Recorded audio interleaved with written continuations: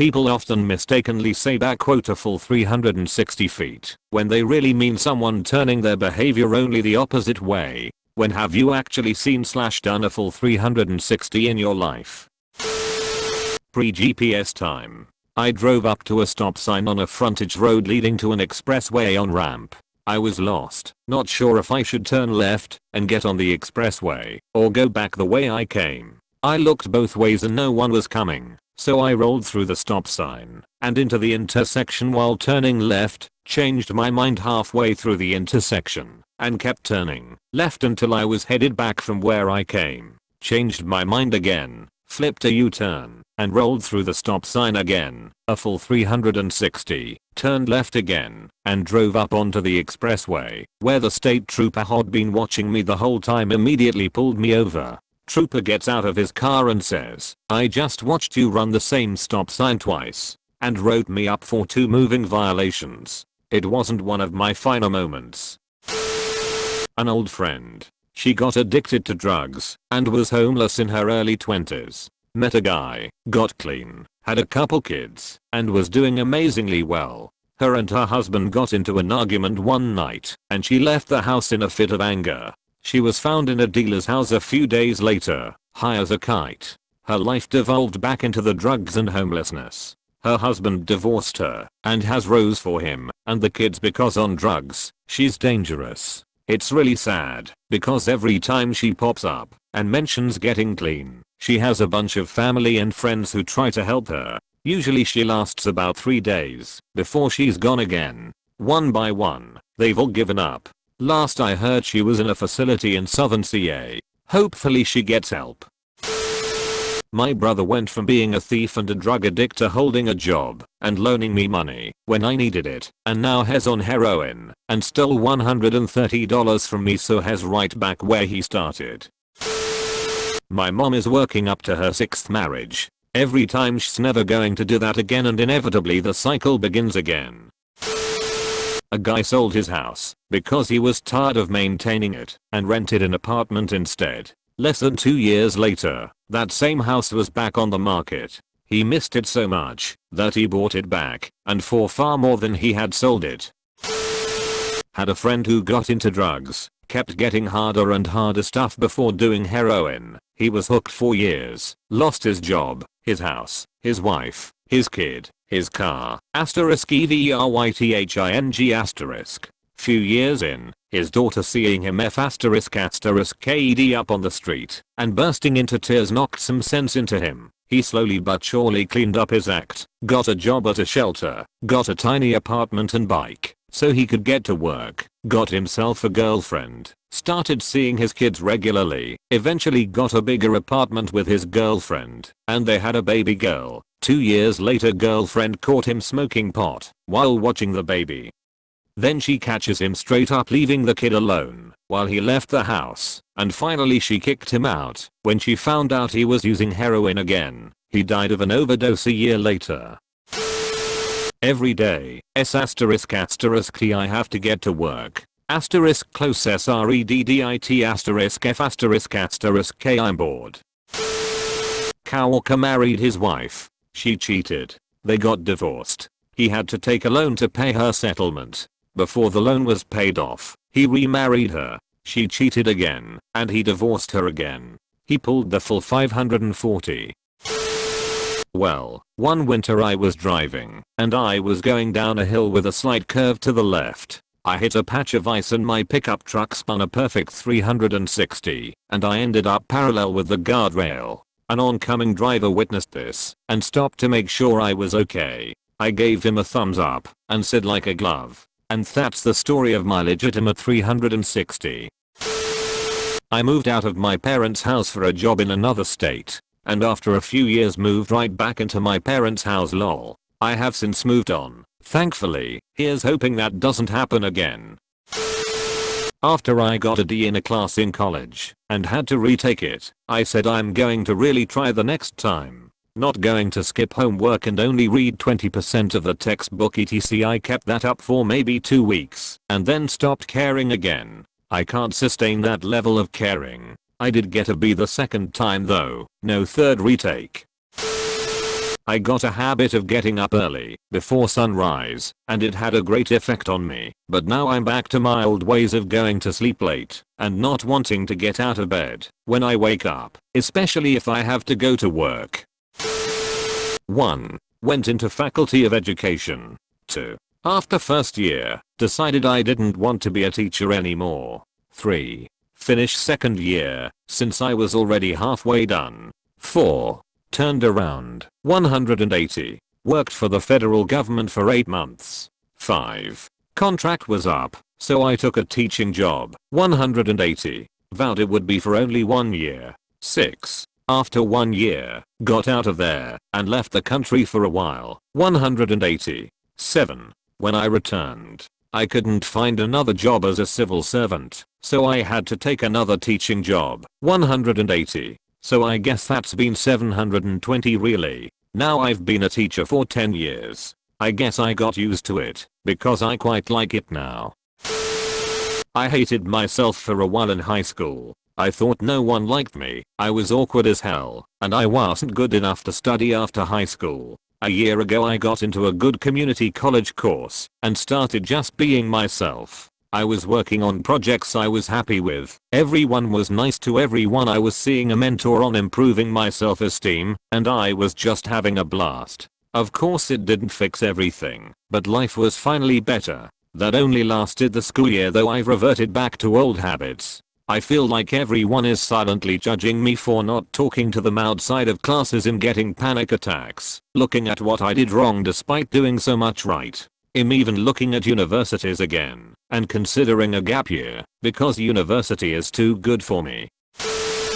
I knew a guy who started off as a broke college student. He was studying law, but had a hobby with computers in the dial-up BBS days. He made a piece of business software that helped him with his legal studies, but soon a lot of students were using it. So he decided to market it, and got a lot of buyers. Within a few years, he ditched the college plans, and was the CEO of a multi-million-dollar software company that had over 40 employees and big-name clients. Then he got bored running a company, and sold it for $3 million I think. He got married, but it didn't work out, and he got seriously ********************************************************************************************************************************************************************************************************************************************************************************************************************************************************************************̈ some of his furniture. He decided to finish his law degree and graduated essentially as a broke college student, all within 8 years. I knew someone who weighted 350 plus lbs in high school. Really nice guy, but picked on and ignored because of his weight. Got into keto and intermittent fasting, built all this muscle, lost over half his body weight, got a girlfriend. He was totally unrecognizable. Started studying to become a personal trainer, and weight loss / maintenance was his entire life. Lots of motivational quotes on his Facebook like, "If I did it, you can too." Then he loosened his keto / fasting requirements and celebrated eating dessert for the first time in 2 years. It was a big deal. Candles and everything. Over 6 months I saw him getting chubbier and thought it was nice that he was more relaxed, since he had been very fixated. He used to have week-long periods of water fasting. But then a year later, you guessed it, back to his original weight and more. It was horrible. He's back to being shy / withdrawn. No girlfriend in photos anymore. No longer mentions personal training. I did a full 360 when I was in college. I cleaned up my eating habits and vegan working out. I actually got fit and was looking good. Then I went back to my old ways and stopped working out and started eating unhealthy again, lol.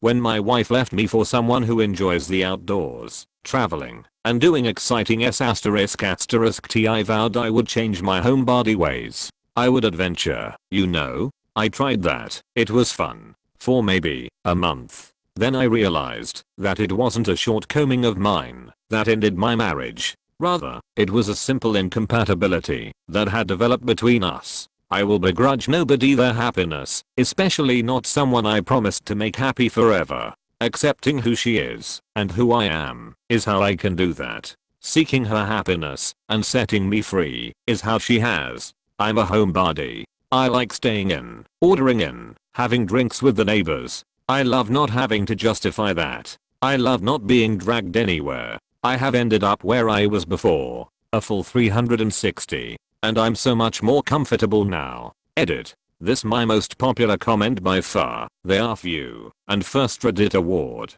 Thank you deeply to all who read and comment. I hope you find happiness and peace with your lifestyle, whatever it may entail.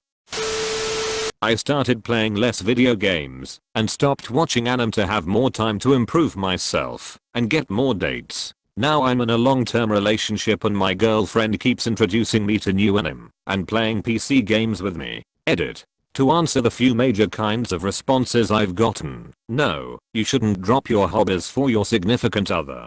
But if your hobbies keep you inside and prevent you from being active or socializing, then it's time to dial it back a little and find some other things you like doing as well. Also, while similar hobbies are important in a relationship, compatibility, communication, and respect are far more important. I've just gotten extra lucky to find all of those with one woman. Watched a family member that was addicted to meth get clean after a prison stint. He got married, and they had 2 kids, adding to her own 2, doing really well, and both regularly attending now, until one of the kids got lymphoma. He worked his ass off to provide for everyone, the travel expenses alone putting them in the red. Long story short, the wife waited until their kid was in remission to say she wanted a divorce. She'd been pocketing most of the money family sent to help with expenses, and, by the way, the youngest 2, one of which was the one with cancer, aren't actually his, and yes, DNA was tested. He was kicked out of the house, ended up crashing with an old drug buddy, and went back to making, selling, and using meth. He's currently in prison again. What'll really sucks is that he didn't let a single family member know about the situation. We're all ours, if not states away, or you could bet your ass we all would have found a way to support him. Ex-wife can rot, though I really hope her family is stepping up for those kids.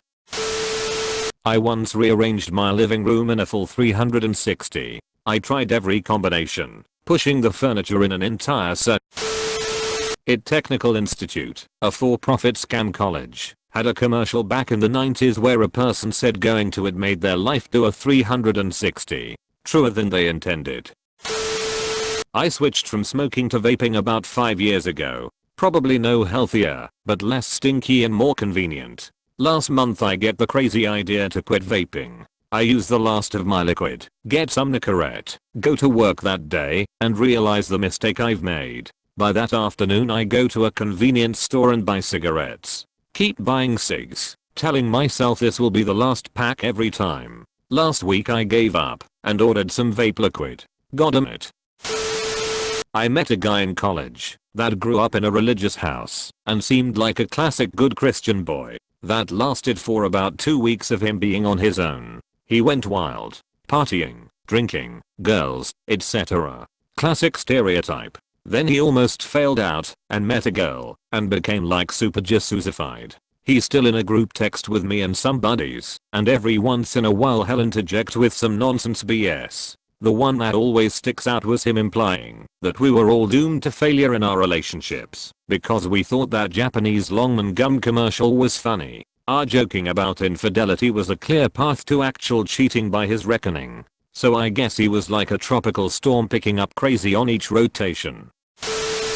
My attitude towards wild horses in the American West has done a full 360. Asterisk when I was young I thought Mustangs were an awesome symbol of freedom. Asterisk then as a young adult I started viewing them as an invasive species that needed to be removed. I thought the BLM should slaughter them and sell the meat to France, let the native antelope and bighorn sheep reclaim the high desert. Asterisk but then I learned that prior to the Ice Age and the arrival of man, there had been asterisk lots asterisk of native horses grazing throughout North America. Obviously, those lineages are all extinct, but the Mustangs play a similar role in the ecosystem today. Now I still do support herd management. We've killed off the wolves, and since nobody wants to hunt horse, that means rounding them up and sterilizing/culling some of the herd every year. But I believe they have every right to live on the open range, and I like seeing them in the wild. A few years ago I was a druggie. I smoked and sniffed and injected it all. I stopped for a girl whom I had a crush on for multiple years. A few months later we got together, and then she killed herself.